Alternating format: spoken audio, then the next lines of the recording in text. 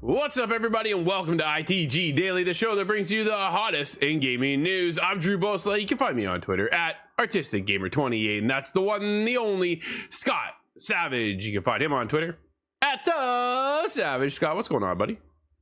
I jumped back into Battlefront 2. I almost said Field. I've done that as well, but out of the two of them, I'm much happier about Battlefront 2. Yeah. Really? Dude, I did not see that one coming. I remember that game being like 10 years old, but that's not the case. It is not actually that old. Hey, old games are good games. That's true. We talk about them all the time. I'm going to resist bringing that up again. Little sore spot. Yeah, before we get there, though, people can join us live every day, Monday to Friday at 11 a.m. Eastern, over on twitch.tv/the official ITG, as well as YouTube at ITG.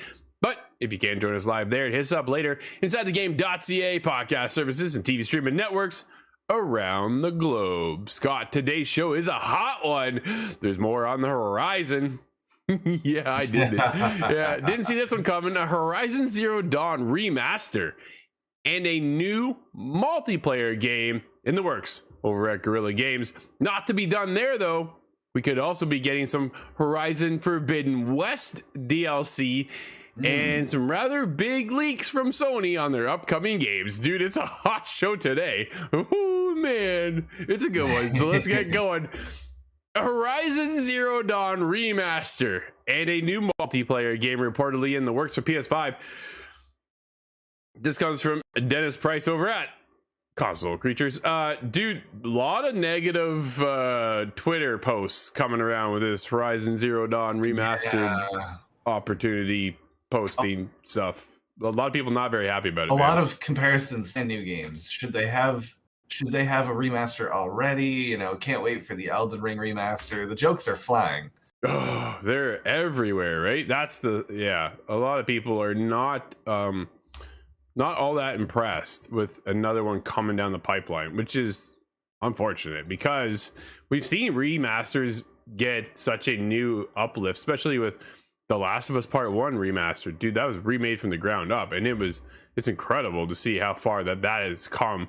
Now it is more in the realm of The Last of Us Part 2, And I'm kind of wondering now, is Guerrilla looking at it like that as well with them, or is this more of a push from Sony? But let's get into the article from Dennis. Well, it looks like Sony might be continuing to truck along while making it an easier buck by bringing some of the most recent franchises natively to PS5, with reports of Horizon Zero Dawn getting a remaster for its 20 plus million console at some point in the distant future, according to VGC. This isn't official from Sony's side for the Horizon Zero Dawn PS5 remaster, as it's still early days, but it honestly wouldn't be shocking if true, as the console maker has released similar native PS5 releases alongside neat enhancements in some of its biggest games, including the remaster version of Marvel's Spider-Man 2018. Scott, dude, you got something to say about that one? Yeah, you know what? I kind of forgot that was already a remaster. I suppose it was. Right? Yeah, absolutely. Yeah, that was a big one. My first experience with it was on the PC, so I kind of just checked out on that part. No, for sure. The Marvel game is probably the best comparison, as of the update version of the 5-year-old game is reportedly set to feature improved visuals, accessibility features, graphic modes, and quality of life improvements to the gameplay. The reported version could add new character models, lighting, animations, and overhauled textures. Characters could look more like a different Peter Parker. Dude, that part right there, I don't like. Like, there's one thing to step it up, but it's another just to change the whole character model altogether. They changed Ellie a little bit in The Last of Us Part 1 remake, so just slight adjustments. But dude, Peter Parker from the original to the remaster was like night and day. They're completely two different characters. Oh, okay. See, I'm more of a fan of upscaling what we have going. Right. Unless there was an issue or perhaps a change in engine, or something stylistic, you have to make a decision there because it looks much better on PS5 in a new kind of style. Yeah, I'm interested to see if Aloy really changes, right? Because there's stages of Aloy's life in the first game that really kind of does. Yeah, maybe they'll make that one stage look a little normal.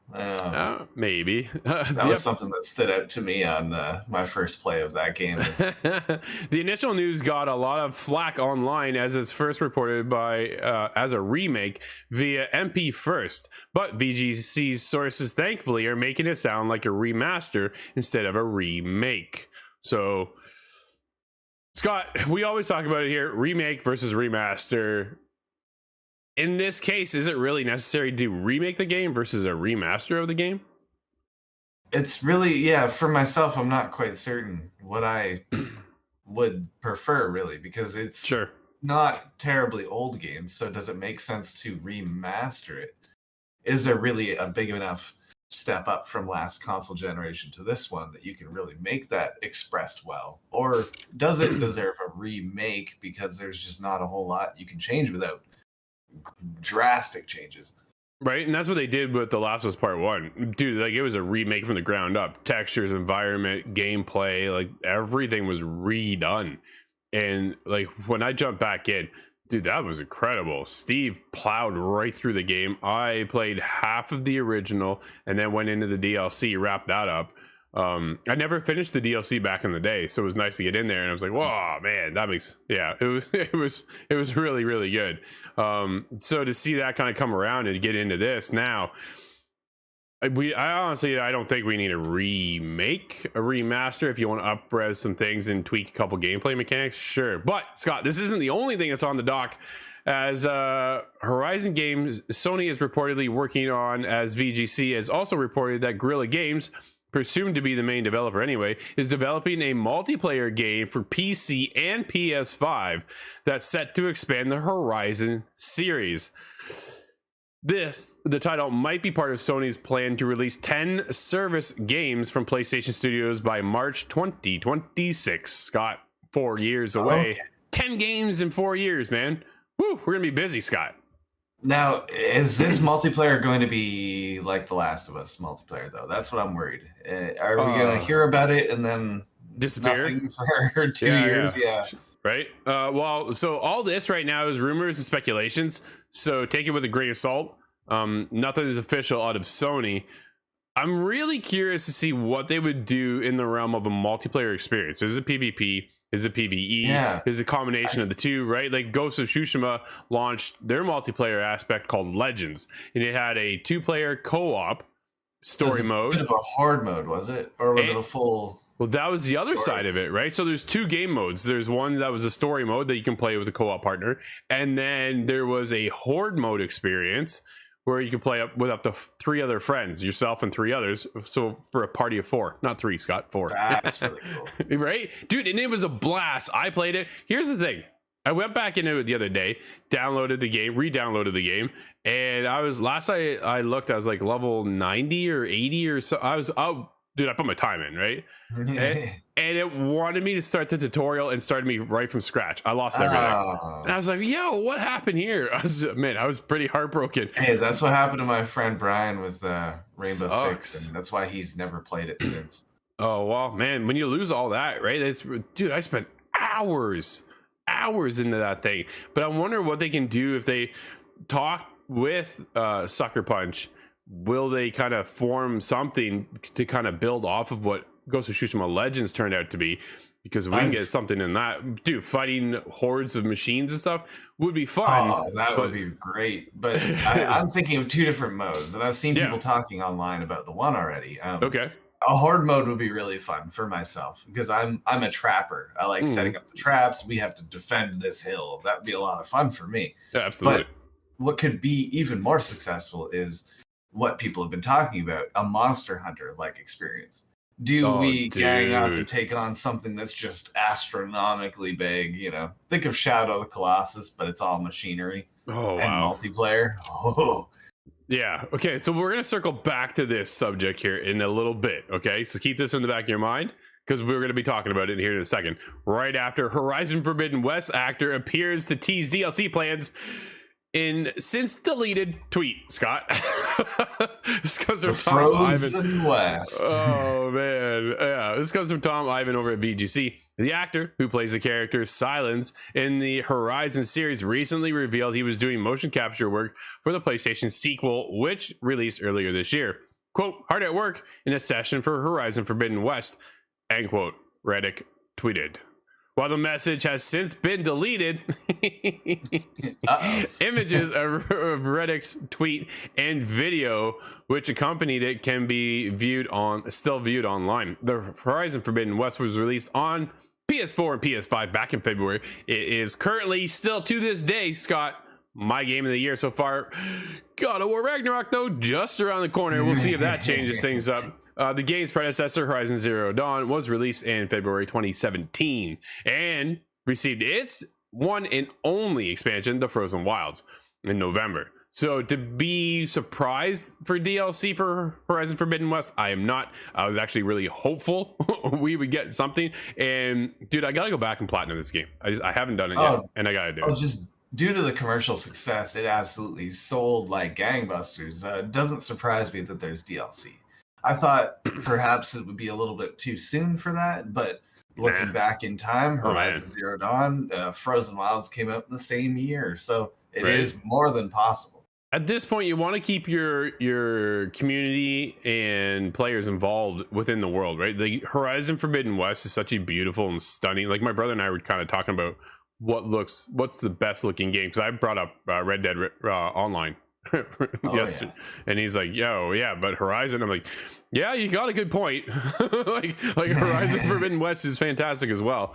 Did you crush that game through and through? I can't remember now. Horizon, a lot of time dude, into it. I wrapped up the story in 50 hours and I still had other stuff to do. Like I still got a lot left to do actually, but I dove in, and that's like nobody else saw me. I was gone. This is all I played because I was that enthralled. Like we get a lot of games obviously for the show, and sometimes you get a game and you're like, okay man, I can't wait, and you get in and you're like, ugh. This was, dude, the minute I turned it on, I didn't want to put it down, and when I did, I'm still thinking about the game, right? Like it's one of those experiences that I wanted more. I need more.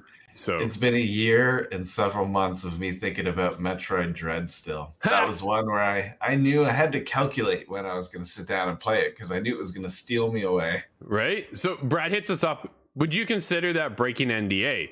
because the voice actor of Xenoblade 3 did the same thing and no repercussions. Voice actors sometimes slip. Remember Norman Reedus with Death Stranding 2? Yeah. Right? But so I was talking to Jason Kelly, friend of the show, voice actor for Colt, for Deathloop. Fantastic guy.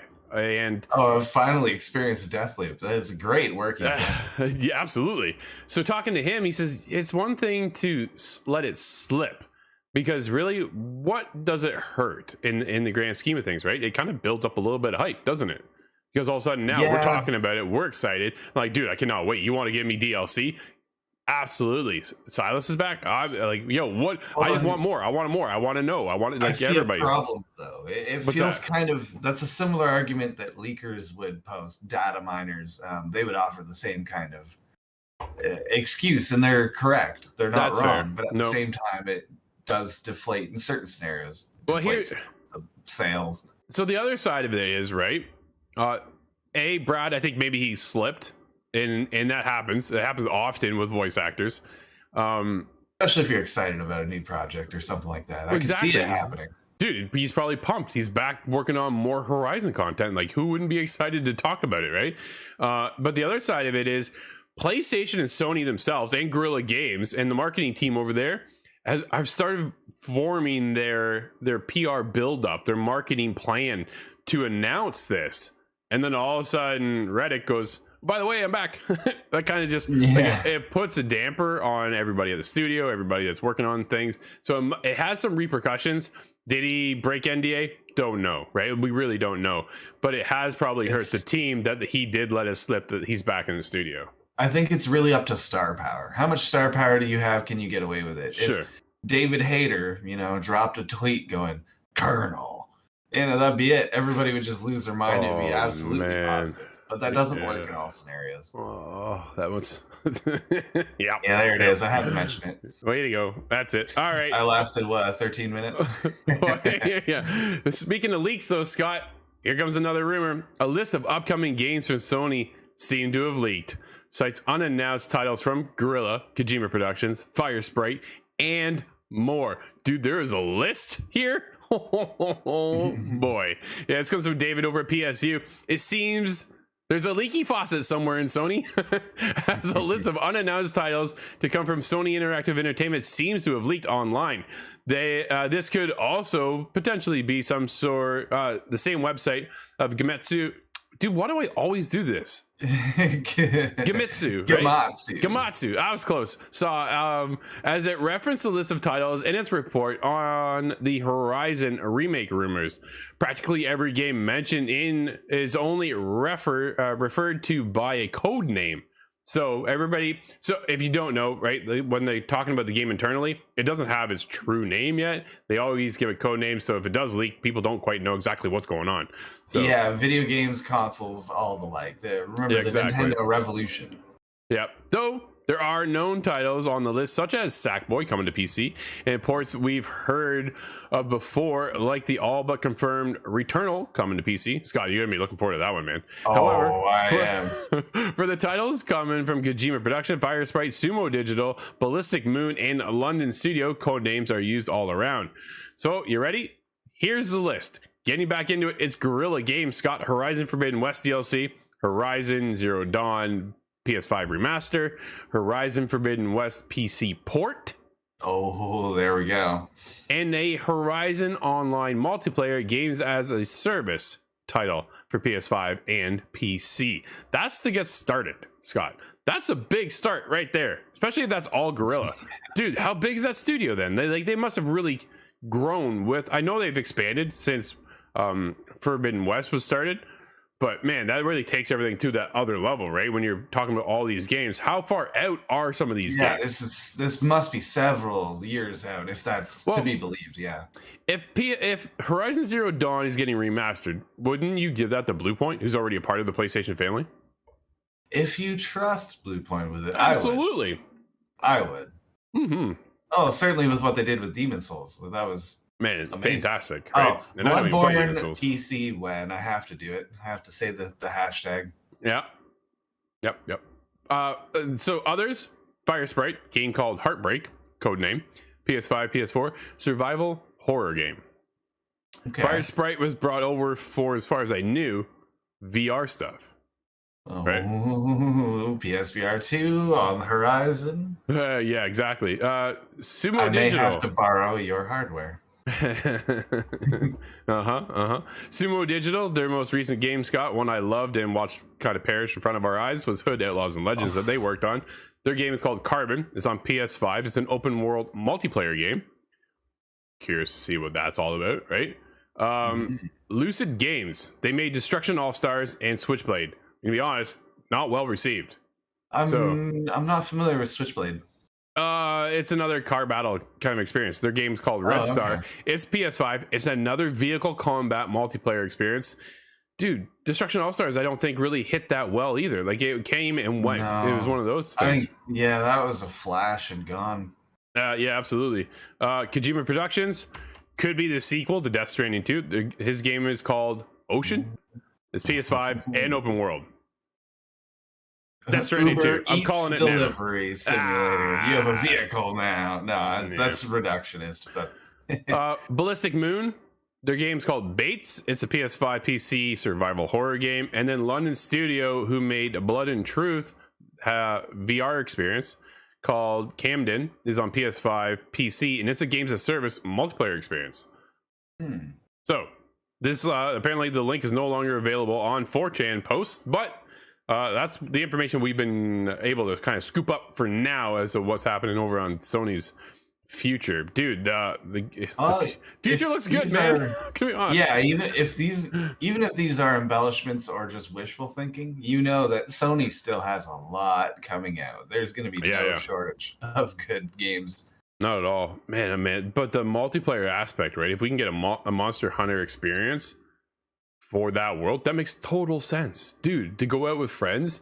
Like, I love this single player experience and playing as Aloy, but what if we can get our own character, customize our own character, and then go out in the world of Horizon and hunt down these monsters? Kind of like a Monster Hunter experience. Can I just be Silence? Oh, you want to be the bad guy? Good job. Yeah, thanks a lot, Scott. Dude, let's get into one quick one here before we wrap up the show, because what we got near the end of the show? Yeah. Let's do it. Crystal Dynamics is asking fans if they'd like a new Legacy of Kain game. Why are you even asking us this question? Of course we do. I've never played Legacy of Kain, but I know the answer is yes. Man, okay, it's a funny thing, right? Because of all of us who've played it in the past, you're like, why haven't we seen another one? And then you go on for years, and some people are like, what's that? It's like, oh. Man, it was a fantastic game. Ryan Dinsdale over at IGN. Crystal Dynamics has released a survey asking fans if they'd like to see a return to Legacy of Kain franchise. As reported by Eurogamer, the survey poses several questions that show the Tomb Raider and Deus Ex developer, Deus Ex, is at both of those. More of those, please. Absolutely. Is at least thinking about a potential return for the beloved, long dormant series. The survey asks users what consoles they play on, if they've heard or have played Legacy of Kain before. Dude, the game's so old. A lot of people now. PSP. Oh, dude, but there's so many people who've never played it, right? Like that's the biggest thing for me. There's a lot of people who have not played this game, but all of us who have are all like, give us a sequel. Like, why not? This is gonna be incredible. I'd love to see something, because it's been so long since we've seen anything at all. So it would be nice to get something more in that realm, Scott, without a doubt, right? But there are other recent successors. Vampire Survivors V Rising is another one. So we'll see what happens now that Embracer Group owns. That game was really fun. It pulled me in, but just the constant moving parts of our industry, I wasn't able to stay on it. That's fair. Absolutely fair. That's kind of how our industry works, man. Move. Dude, like this week is nuts. But Embracer Group alone now owns them, right? So they have the ability to maybe boot up an old franchise, and a beloved one too. It'd be nice to see that one come back and make a shining impact once again. It was also one of Amy Hennig's most. It's kind of like almost like your introduction to the world of video games, kind of thing, right? Because that was it was like one of her first games, and people just loved what Amy was involved in. And we're still waiting for more from Amy. Can't wait. She's a fantastic developer within the industry, and man, you always got your eye on whatever she's up to. But Legacy of Kain, we might actually get it back. Can we get Embracer Group on Beyond Good and Evil too? Oh, dude, I saw that's one that a lot of people have not played, but everybody loves. Yeah, I saw a post the other day, I think it was on Twitter, that it is the longest running game in development since announcement, and it's just nuts. No idea what's going on. It beat out Duke Nukem Forever. That's right. I believe that was the current reigning champ of. And that one could have stayed away forever. That would have been just fine. Absolutely. Scott, we do have a couple games out today, though, buddy. What do we have? We have Dakar Desert Rally on PlayStation 4 or 5, Xbox One, XS, Switch, and PC. And we have the one and the only Overwatch 2 releasing today on PS4, 5, Xboxes, the Switch, and PC. And I'm not quite certain, but I think you access that through Overwatch 1. I'm still trying to figure that one out because it is available in about 2.5 hours for myself. There we go. We also have Chivalry 2 is on Game Pass today now. And that is on Xbox and PC with a reinforced content update. So if you've been out of the game, now's a good time to jump back in. And Darren, I'm looking at you. There we go. Call him out on it. Yeah, we'll see. It was funny because we just talked about this game last night. We had a meeting last night for the team, and Corey brought this up. He said, "Yeah, I just love this game." So yeah, it's cool. We'll get Corey back. Corey's coming back into the game. He's been off working on other stuff, but yeah, we're gonna get him back in the world and see how the updates have been and stuff like that. But Scott, Overwatch 2, big one today. You excited? Oh yes, my evening is accounted for. Just like that, though, everybody. This has been ITG Daily, the show that brings you the hottest in gaming news. You can always join us live at 11 a.m. Eastern over on twitch.tv/the official ITG, as well as YouTube at ITG. But if you can't join us live, it is up later inside the game.ca podcast services and TV streaming networks around the globe. Until tomorrow, everybody, I'm Drew, that's Scott, and we'll see you inside the game.